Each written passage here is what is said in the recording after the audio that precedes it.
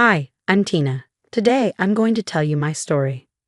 You know those moments when your entire world shatters, and the one person who should be there for you just isn't? That happened to me. Noah and I were that couple, the kind everyone envied. High school sweethearts, married young, thriving careers, and then finally, our beautiful son Jake. Look at him, Noah. He has your eyes, I whispered the day Jake was born. Noah couldn't stop smiling. And your dimples, babe. He's perfect. He held Jake like he was made of glass, as if the slightest pressure might break him. But life has a cruel way of proving just how fragile things really are. We lost Jake in a car accident when he was only 4. One moment, he was in the backseat, singing along to his favorite cartoon song. The next, I still can't talk about that day without breaking down. That's when everything changed. Noah started pulling away. He spent more and more time at his mother's house. Helen, my mother-in-law, had always had this way about her, even before the accident. But after we lost Jake, she became something else entirely.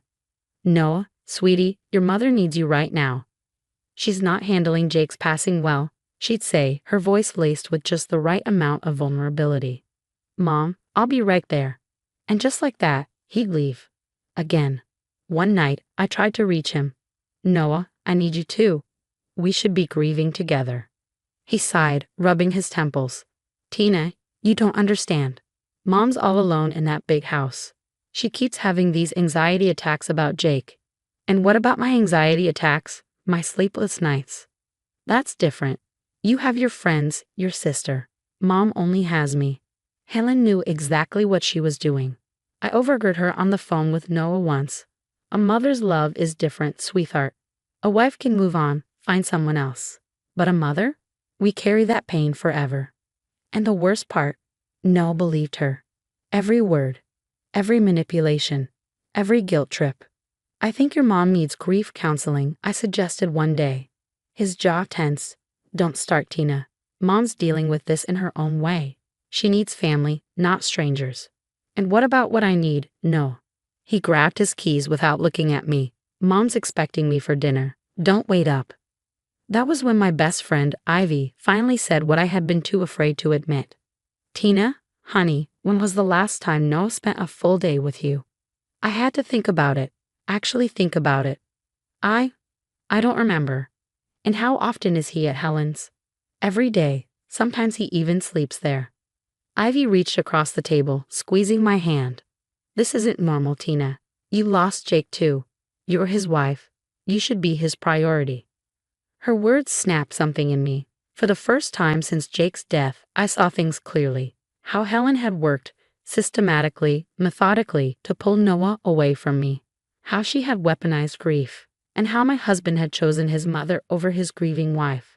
But the final blow came on a Sunday night. Helen had invited both of us for dinner, which was unusual. She usually only invited Noah, claiming she wasn't up for company. Noah, could you help me in the kitchen? Helen's sugary sweet voice made my skin crawl. I followed them quietly, lingering just outside the door. Honey, I'm worried about Tina, Helen whispered. She's not handling Jake's passing like a mother should. Always so composed, it's not natural. My heart stopped. Not natural. I had cried myself to sleep for months, alone, while Noah comforted his mother. Mom, Tina is just different. Everyone grieves differently. Different isn't always good, sweetie, Helen murmured. A real mother would be devastated, unable to function. Look at me, I can barely get through the day without you. But Tina, she's at work, meeting friends. It's like she's already moving on from our Jake. I waited for Noah to defend me, to tell his mother that I cried in the shower so no one would hear, that I still couldn't look at Jake's photos without breaking down, that I kept his favorite stuffed dinosaur under my pillow. But Noah said nothing. You need someone strong, Noah. Someone who can support you through this. Tina, she's just not strong enough for you. That's when I stepped into the room. Helen's false concern. Noah's guilt. The sight of them together made my stomach churn. Not strong enough. My voice was eerily calm. Let me tell you what's not strong, Helen. Manipulating your son away from his grieving wife isn't strong. Using our dead child as a weapon isn't strong. Tina. Noah took a hesitant step toward me, but I held up a hand. No, Noah, I'm done. While you've been here, playing the devoted son. I've been alone. Completely alone. Did you know I had to pack up Jake's room by myself? That I handled his preschool memorial alone? That I've been going to grief counseling alone for months? Helen clutched her chest dramatically. Noah, she's attacking me. After everything, everything, Helen. My voice didn't waver. Everything you've done to drive a wedge between us, to make sure Noah stays your little boy instead of being my husband. Later that night, I called Ivy. My hands were still shaking. He just stood there, Ivy. While his mother basically called me a bad mom because I'm trying not to fall apart completely. Oh, honey, what are you going to do? I exhaled slowly. I don't know. I can't keep living like this. It's like I lost both Jake and Noah, but Noah chose to leave. There was a pause, then Ivy's voice shifted, thoughtful. You know what's crazy? Helen only acts like this when there's an audience, when she's trying to prove something. And that's when it hit me. Helen's grief wasn't just grief. It was calculated. Every tear, every sigh, every moment of fragile sadness, she performed it. For Noah, for control. Ivy, I think I have an idea. I know that Tom, Tina. What are you thinking? Helen wants an audience. Let's give her one. But this time, everyone's going to see the real show. The next week, I set everything in motion. Helen had a weekly bridge club meeting every Thursday. It was her stage, her chance to play the grieving grandmother in front of her friends.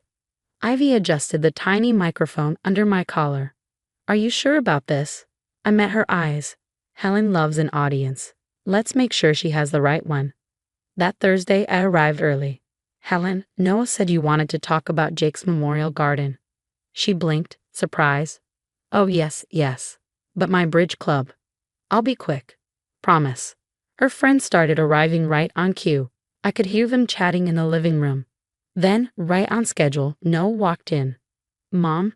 Tina. What's going on? Perfect. All the players were in place.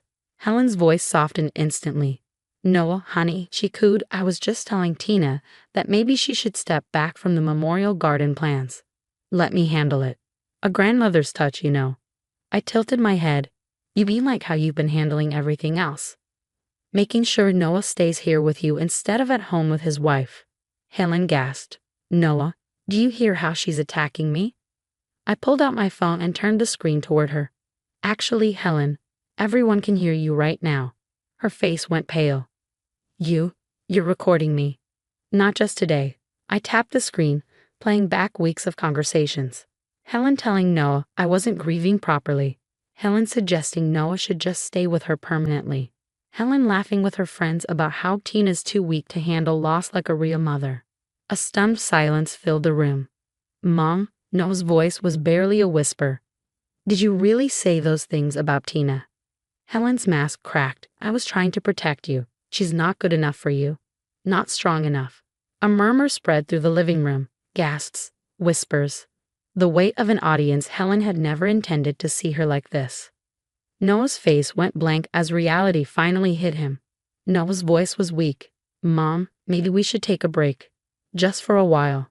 I let out a sharp, humorless laugh. A break? That's your response? After everything you just heard? Tina, please, understand, she's my mother. I shook my head, something inside me breaking for the last time. And I was your wife. Past tense, that was all I needed to hear. I reached into my purse and pulled out an envelope. I had these drawn up last week. I set the divorce papers on Helen's pristine kitchen table. Helen's lips curled into a triumphant smile, but it made me sick. Even now, she thought she had won. I turned to her, my voice steady. You can have him, Helen. Hope you're ready to take care of your baby boy forever, because that's what you've created. A man who can't be a husband because he's too busy being a son. Then I walked into the living room, facing the stunned faces of Helen's bridge club. Ladies, thank you for being here today. I'm sure many of you have children. If you ever think about destroying their marriages, just remember this moment. As I left Helen's house for the last time, the whispers began. The murmurs of disapproval. The unraveling of Helen's carefully curated image. And Noah?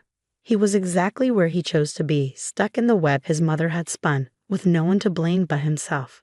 It's amazing how fast news travels in a small community. Within weeks, Helen's reign crumbled. Did you hear? Ivy nearly vibrated with glee over coffee one morning. Helen's been redecorating Noah's old bedroom. He's still living there.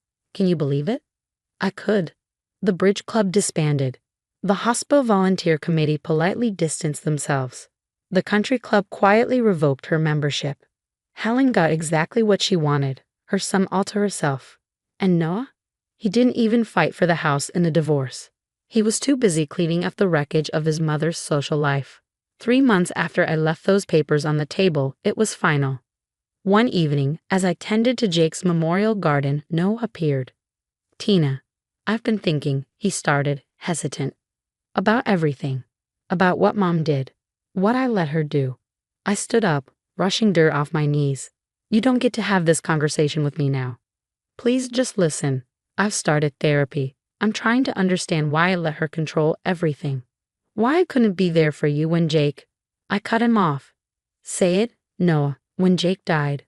I say it every day in my support group, the one I found by myself while you were busy being the perfect son." Pain flickered across his face. "I know I messed up, but maybe we could try again. Now that I see Mom for who she really is." I looked at him, really looked at him. The man I'd loved since high school. The father of my son. The husband who had abandoned me when I needed him most.